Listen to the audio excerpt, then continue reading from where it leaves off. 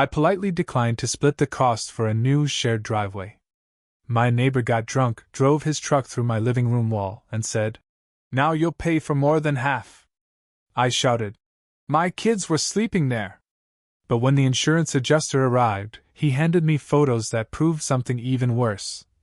I lived just outside Fort Wayne, Indiana, in a quiet suburb with rows of old ranch-style homes and cracked sidewalks. Not much happens here. People mow their lawns on Saturdays and wave to each other out of habit more than anything else. It's the kind of neighborhood where things are supposed to feel safe. I've been here 9 years. I work maintenance at a mid-size warehouse, and my wife Stephanie does a couple shifts a week at a local diner now that the kids are in school. Our son Jake is 8, Ellie is 5. We have a little blue house with white shutters. It's nothing fancy, but it's ours. We share a driveway with the guy in the house next door. His name's Clark Matheson. He moved in about a year and a half ago after his divorce. First time I met him, he had a 12-pack of Miller Lite tucked under one arm and was pulling weeds in the same stained jeans he wore every day. I said hello, offered help if he ever needed tools, just trying to be friendly. He didn't smile. Just grunted and kept pulling weeds. Didn't take long to figure out Clark wasn't the type who liked neighbors. Or people in general. He'd sit on his porch most nights drinking, yelling at his TV through the screen door.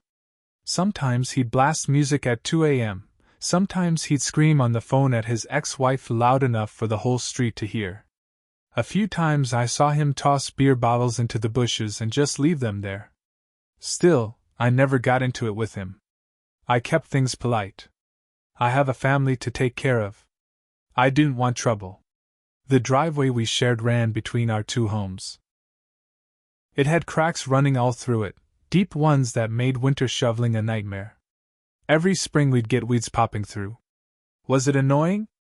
Sure. But repaving it would be expensive, and we had other priorities: Jake's therapy appointments, fixing our leaking washer, gas prices climbing every month. One day last October, Clark cornered me while I was getting the mail. "Driveway's a mess," he said. "Got a guy to look at it. $8,000 to repave. We split it for each. That work?" I told him no. I was polite, calm. I just said, "Not right now, Clark.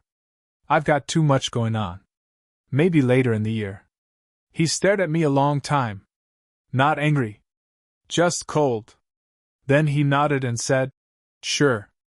But everything changed after that. He started parking his truck so close to our side that Stephanie couldn't open her door all the way. She had to climb over from the passenger side some mornings.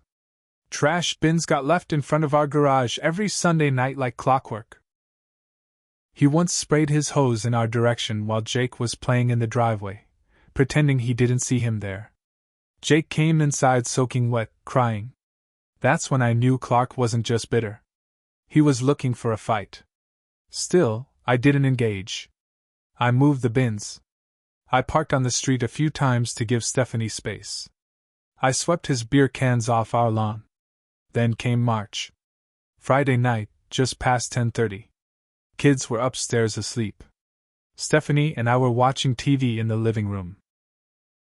It was cold out. I remember hearing the sound of an engine idling loud, too loud, just outside.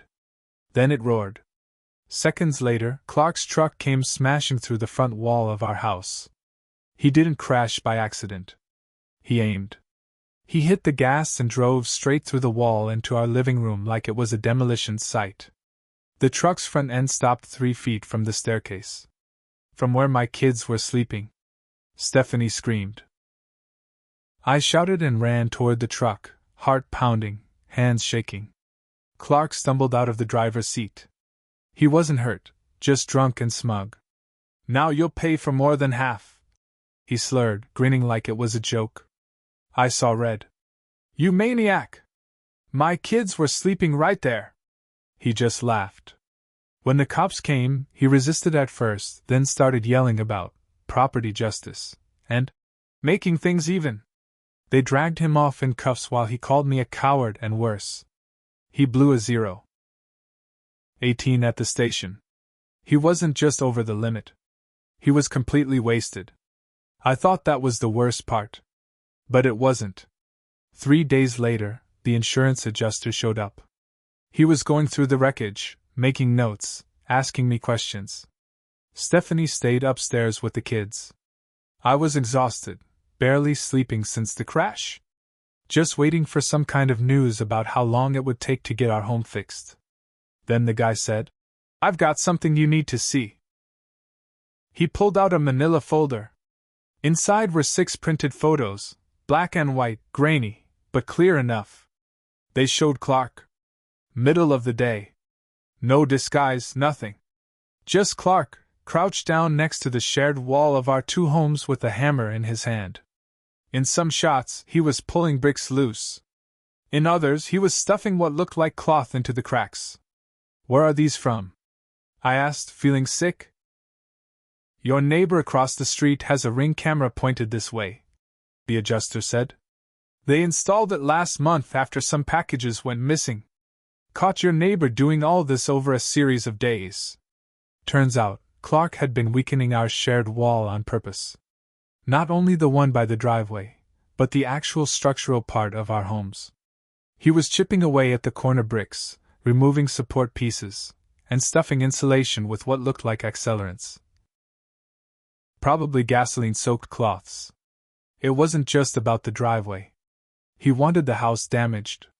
Maybe destroyed. Maybe worse. I felt something crack in my chest that day. Not fear.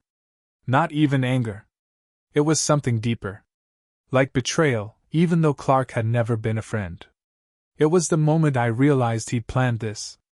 That it wasn't just a drunk guy losing control, it was something else. And it wasn't over. After I saw those photos, I didn't sleep that night. I just sat in the kitchen staring at the table, while Stephanie cried upstairs. I couldn't even comfort her. Something inside me had gone cold. I kept thinking about Jake's bedroom, just above the living room. About how close that truck came. About how that wall Clark had been chipping at was part of the foundation under their room. If things had collapsed, if the truck had been going just a little faster, I told myself I wasn't going to let him get away with it. The next morning, I called the police detective who'd handled the arrest. I told him about the photos. He hadn't seen them yet, insurance had them first. I gave him copies. I also gave him permission to talk to the neighbor who had the Ring camera. The detective said they'd open a separate investigation for property sabotage and attempted arson. That's when I found out the cloths Clark had been stuffing into the cracks were confirmed to be soaked in gasoline.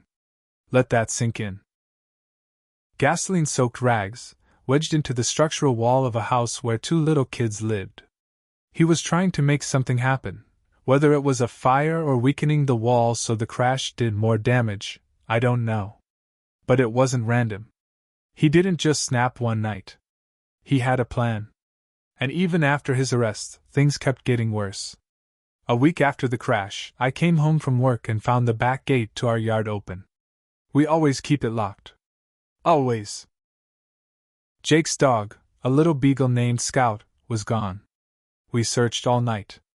The next morning, Stephanie found Scout behind the shed, bleeding. His leg was broken, and he'd been kicked or hit. The vet said he'd been attacked by a person, not another animal. I filed another police report, but without proof, there was nothing they could do. And Clark? He was out on bail. Released with an ankle monitor and a court date 6 weeks out. He was walking around again like nothing happened. Sitting on his porch. Smirking when I pulled into the driveway. I even caught him staring at Ellie through our front window. When I stepped outside, he went back in, but the message was clear. He wasn't scared. But I had something he didn't know about yet. I'd hired a private investigator. I didn't tell anyone, not Stephanie, not even my brother, who offered to go have a talk with Clark. I wanted facts. I wanted proof. I wanted to bury Clark in more than just police charges. I wanted to end whatever this was completely. The PI, a guy named Reagan, wasn't cheap, but he moved fast. Within a week, he came back with more than I could have imagined. Clark was broke. He hadn't been working for months, got fired from his construction job last year after showing up drunk and throwing a tool at a supervisor. He'd been borrowing money from payday loan places, was behind on his mortgage, and was under threat of foreclosure. The only reason he hadn't been kicked out yet was because of some COVID-era delays in the system. That was the motive. If I had agreed to pay for half the driveway, Clark could have paid a contractor friend under the table, pocketed half the money, and used the rest to float his bills. And when I refused, he decided to force the issue. But that wasn't even the worst part. Reagan also found something else. A letter Clark had written, never mailed. Saved as a draft on his old laptop, which he stupidly pawned and which Reagan bought from the shop using a fake name. In the letter, Clark was writing to his ex-wife, blaming me for ruining his last chance. He said I was trying to push him out, called me the reason everything's falling apart, and said, word for word, if I go down, I'll take his house and his happy little family with me. I gave all of it to the detective. The letter. The financial records. The pictures. Everything. But Clark still walked around free, waiting for court. And then, he started sending letters. Handwritten. No return address, but I knew the handwriting. It matched the one on the mailbox I'd seen every day for a year and a half. 3 letters.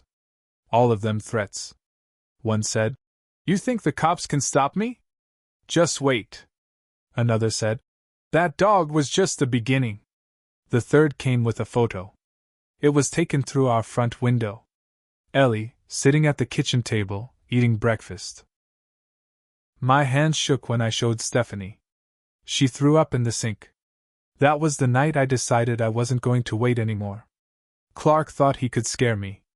Thought he could hurt us and still walk free. But he made a mistake. He forgot that I work maintenance. That I know this neighborhood better than he ever will. That I've got more friends than he thinks.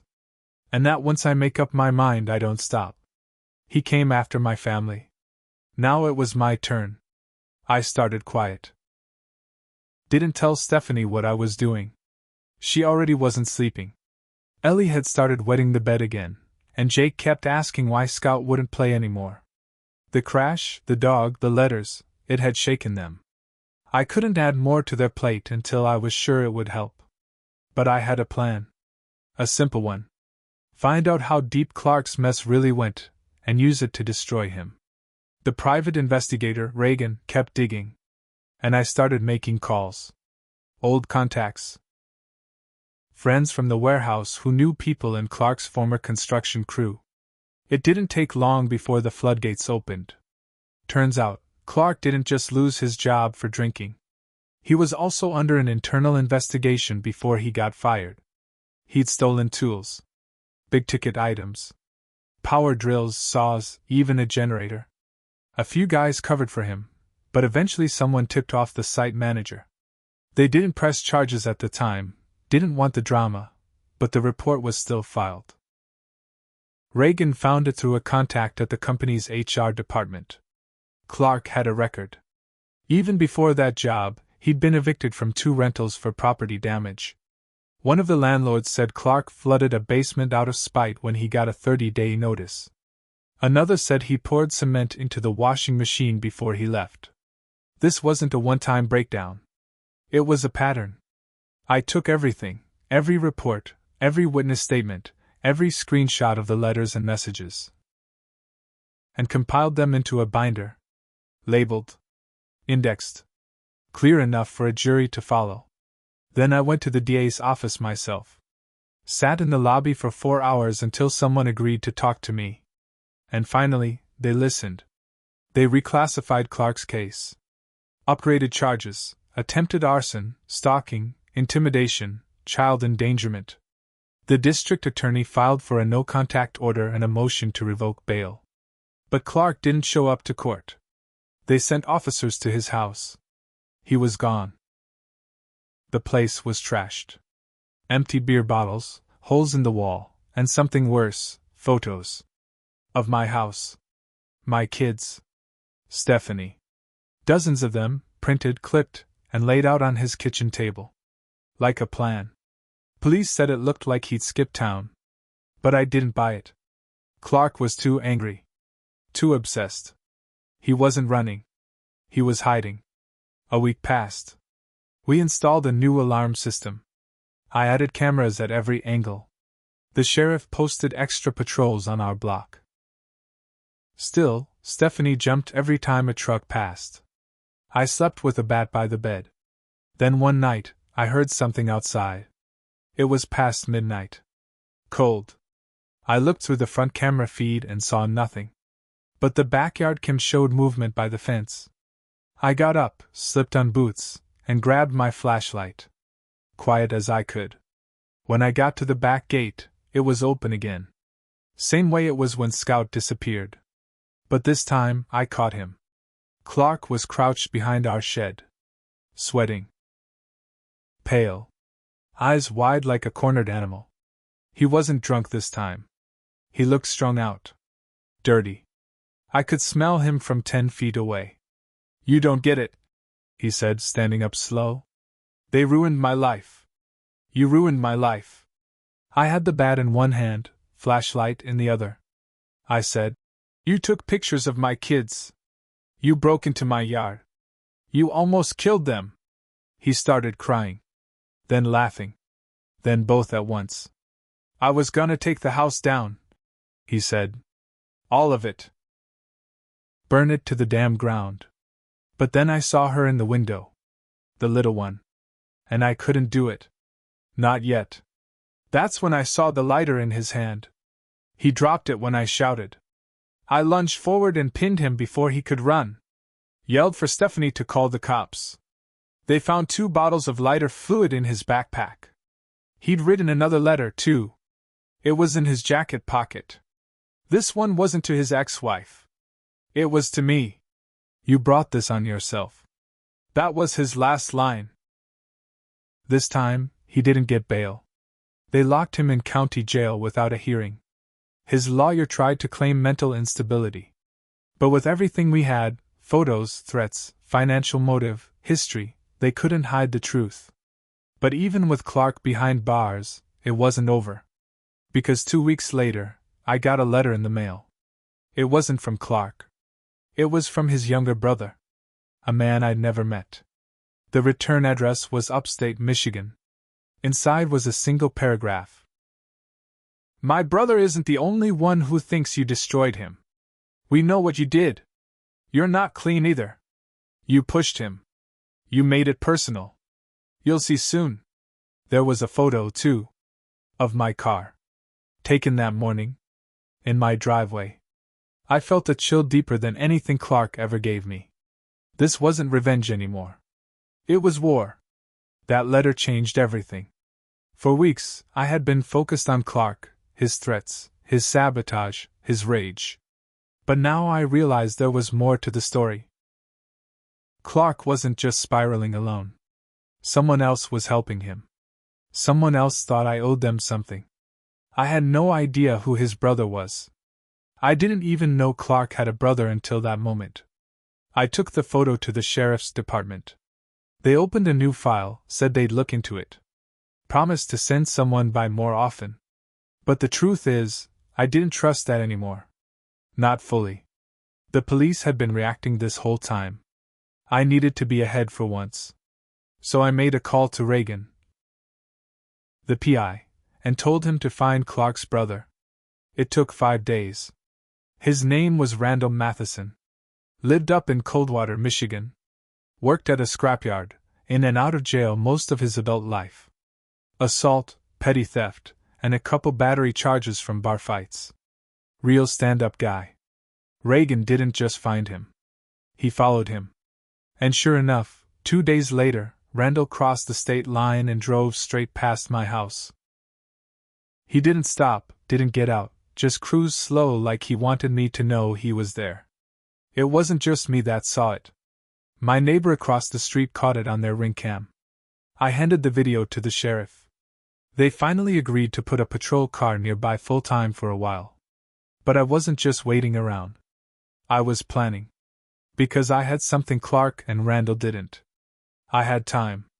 And I had their mistakes. See, Clark had been trying to damage the wall on both our homes to collapse mine.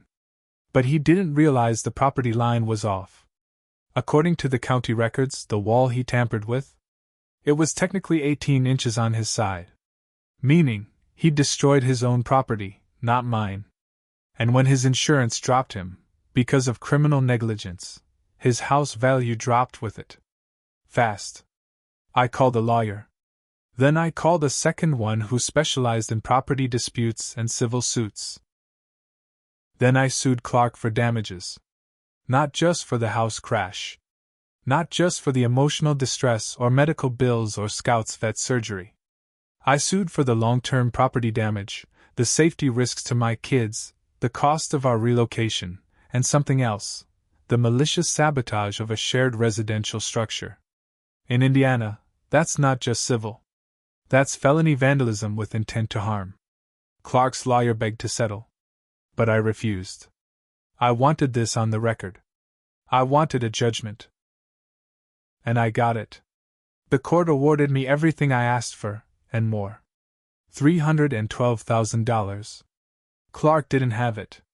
So the court ordered his house seized and auctioned. But guess who showed up to the auction? Me. I bought his house. For less than $28,000. 2 months later, Randall tried to break in. He didn't realize I'd already had the locks changed, cameras upgraded, and that I'd been waiting. Police caught him in the act. He had a crowbar and a gas can. He's now serving time for attempted arson, trespassing, and violating a protection order. Turns out, he had a warrant in Michigan, too. And Clark? He's in state prison. 5 years minimum. No parole for at least 3. His name is on a watch list. He's got 3 active restraining orders against him, and a felony record that will follow him forever. And me? I own both houses now. We tore the old shared driveway out and built a brand new one that only touches our house now. The other one is sealed off with a steel gate and a row of tall hedges. Stephanie and I started sleeping again. The kids play in the yard without fear. Scout's healing still limps, but he's alive. And Clark? Well, the last time I saw him was in court. He stared at me while the judge read the judgment out loud, eyes full of rage. And I leaned in just a little and whispered, "Now you'll pay for all of it." Because sometimes the worst thing you can do to a man like that is not to fight him. It's to take everything he tried to destroy and make it better. While he rots in a cage. Watching. Powerless.